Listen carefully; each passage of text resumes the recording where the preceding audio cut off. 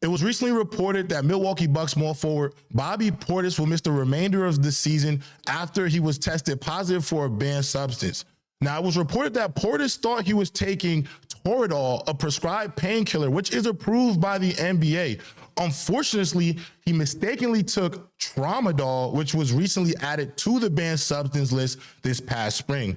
Now, the mix-up occurred when the medications similar to name were given to Portis by what is reported to be one of his athletic trainers.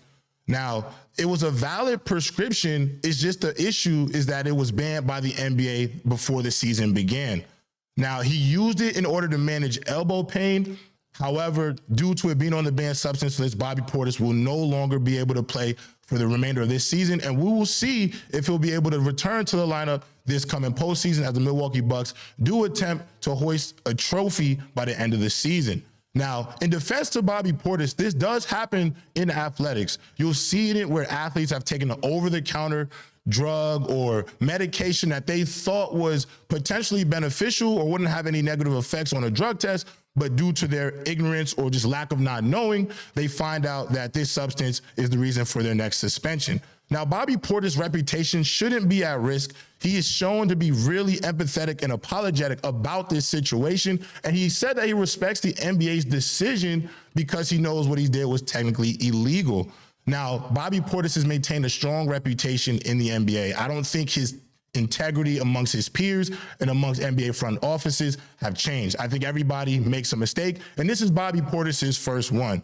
Now, obviously, you always have to play or work within the rules when you're a part of a company, and being a member of the NBA, using drugs that are not on the banned substance list will ultimately get you suspended.